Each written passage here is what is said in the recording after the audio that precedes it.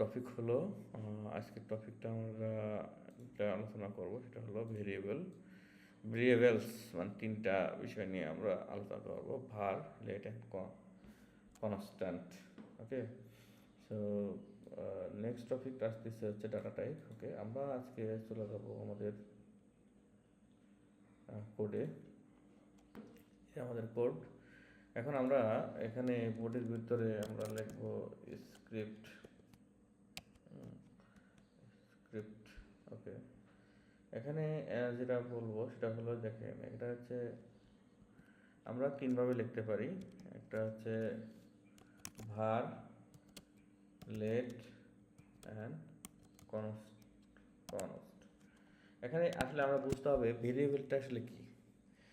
এখন আমি সিম্পলভাবে বোঝাই, আমরা হচ্ছে আগে যেরকম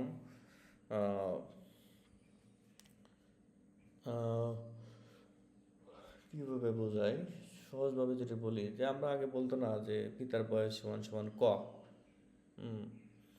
এই যে পিতার বয়স সমান সমান ক, তাহলে কটা কি? পিতার বয়স। মানে ধরতে গেলে এটা ঠিক কনতেই না, ঠিক আছে? যে কোনো একটা বিষয়ে জমা রাখবেন। এখন আমি যদি বলতেছি যে আচ্ছা ঠিক আছে, তোমার কাছে আমি এই আমি ধরলাম যে এই এইচ, একটা ভার দিলাম, ভার দিয়ে এইচ দিয়ে সমান সমান 20।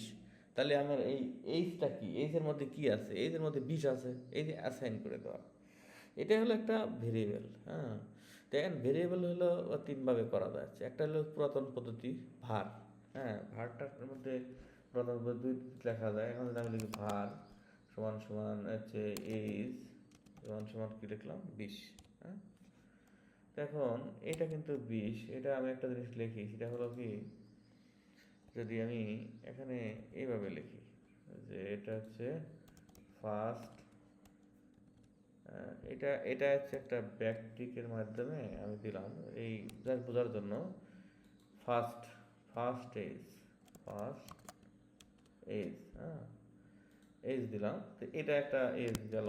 এখন আর একটা দিলাম হচ্ছে এজ সমান সমান সেকেন্ড এজ দিলাম। ওকে, দেখেন দেখেন এখানে কিন্তু প্রথমটা করছি, ভার দিয়ে অ্যাসাইন করছি 20, ফার্স্ট এজ দিলাম।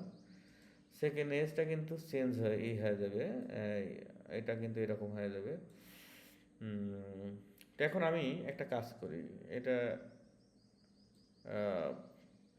এটা গেল, এর নিচে আর একটা দেই, সেটা হলো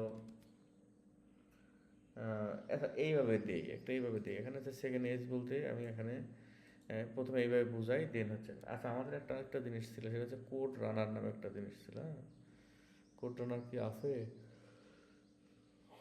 আচ্ছা, এটা দিলাম। এটা আমরা লাইভে যাই, লাইভ লাইভে যাই, আমরা কনসোলে দেখি।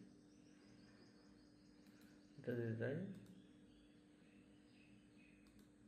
দেখেন এটা আছে ফার্স্ট আছে 20, সেকেন্ড এজ আছে 30। তো এখন এখানে একটা জিনিস বোঝার বিষয় আছে, সেটা হলো আমি এখানে এটা বাদ দিলাম।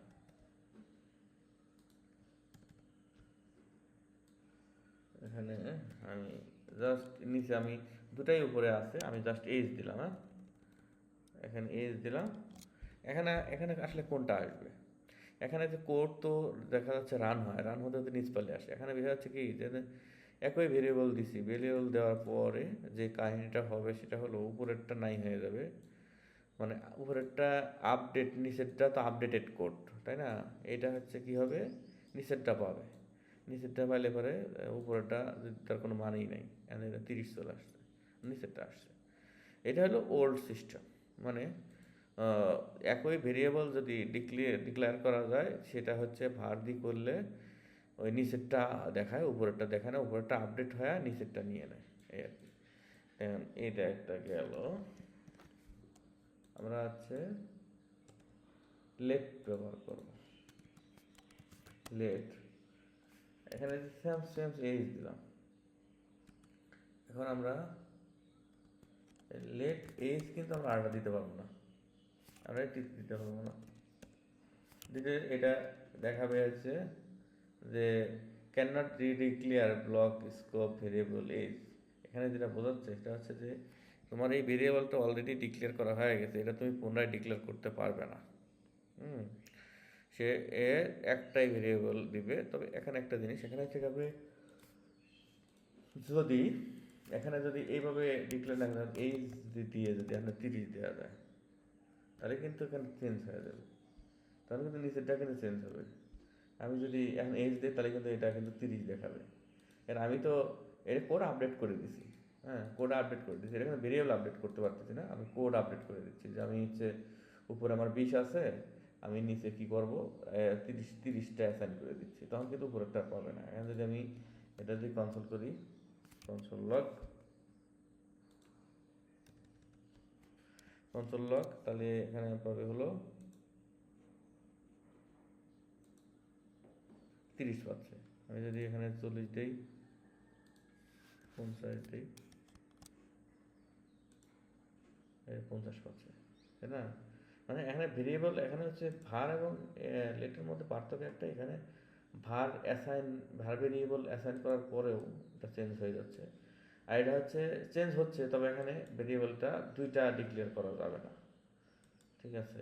এটাই হচ্ছে করা, এটা হচ্ছে ES6 এর একটা সিনটেক্স। ওকে, তো আমরা এটাকে কমেন্ট করি।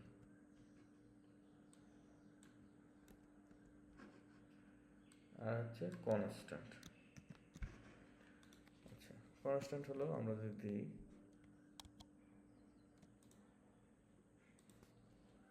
আমরা হচ্ছে কনস্ট্যান্ট কান্ট্রি সমান বাংলাদেশ। আচ্ছা, এখানে একটা জিনিস খেয়াল করা লাগবে, আমি যে কান্ট্রি দিলাম, পৃথিবীতে কয়টা? বাংলাদেশ তো একটাই আছে।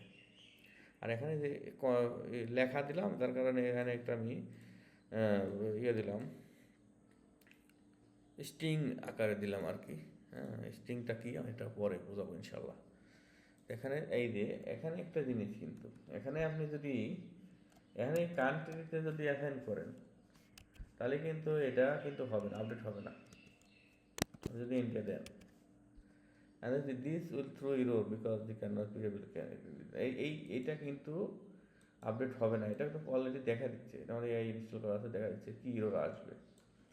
এখন এইটা কিন্তু আপডেট হবে না, ইন্ডিয়া দিলেও আপডেট হবে না। এইটা কনস্ট্যান্ট মানে হলো একবারই হবে, আমি যেটা ভেরিয়েবল যেটা দেবো ওইটাই, আর কোনো এখন চেঞ্জ হবে না। এখানে আমি শুধু কান্ট্রিতে আপডেট করতে পারবো না, কোনো কিছু আপডেট আমি রিডিক্লেয়ার করতে পারবো না। কনস্ট্যান্ট আমি যদি কান্ট্রি সমান আবার দিই, হ্যাঁ কান্ট্রি আবার দিলাম যে হচ্ছে ইন্ডিয়া, এখানে কিন্তু হবে না। এখানে আসছে হচ্ছে কি মানে এটা যদি ডিক্লেয়ার করা হয়েছে, এখন আমার এইটা আমি এখানে যদি লেটার মতো যদি আমি এখানে একটা বাদ দিয়ে দিই, আমি আপডেট করবো, আপডেট হবে না। কারণ হচ্ছে আমি যদি এখানে দিই কান্ট্রি, এখানে কান্ট্রি দিই, তাহলে কিন্তু এটা হবে না, এটা বাংলাদেশি আসার কথা।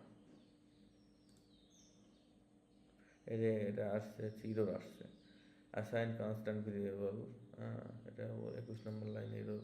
এই যে এটা কিন্তু ইরর দিয়েছে, যার কারণে এটা দেখাচ্ছে না। হ্যাঁ, কিন্তু এটা যদি আমি এখানে কেটে দিই, তখন কিন্তু আমাকে দেখাবে, এটা বাংলাদেশ দেখাবে, বাংলাদেশ দেখাচ্ছে।